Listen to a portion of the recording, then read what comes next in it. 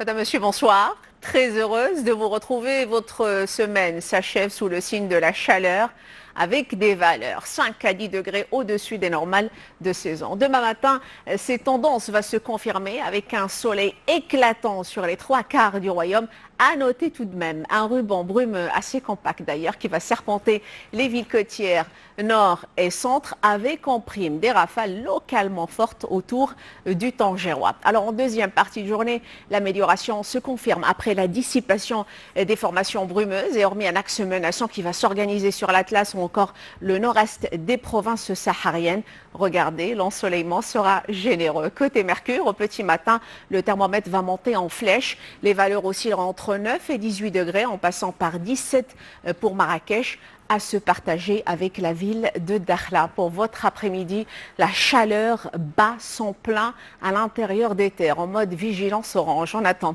33 pour Fès, 31 pour Ouarzazate et on va atteindre même sous des zones ombragées les 37 degrés en direction de la cité Ocre et c'est la maximale.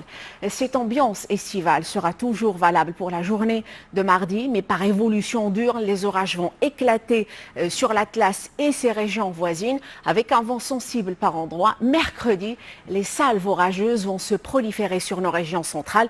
Partout ailleurs, regardez, le ciel sera a priori variable.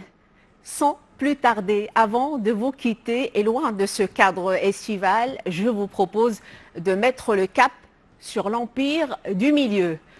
La ville la plus septentrionale de Chine est frappée par de fortes chutes de neige.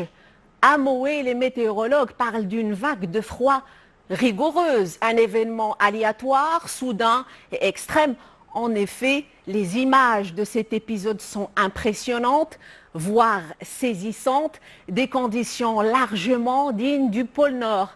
Bien que dans cette région du Nord, nichée sur la chaîne montagneuse, le soleil ne réchauffe pas beaucoup l'hiver. Les prévisionnistes parlent au moins de moins 30 degrés en moyenne.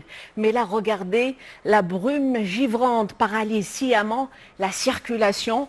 Derrière ce cadre féerique, une visibilité très réduite, un scénario climatique qui laisse les habitants calfeutrés chez eux autant que possible. Et ceci, malgré la beauté emblématique des lieux. Et sur ce beau plateau hivernal, s'achève ce bulletin. Merci d'avoir été des nôtres. Demain, à la même place, Leïla Kim Mezrioueli va vous accompagner. Quant à moi, je vous retrouve avec beaucoup de plaisir vendredi. D'ici là, portez-vous bien.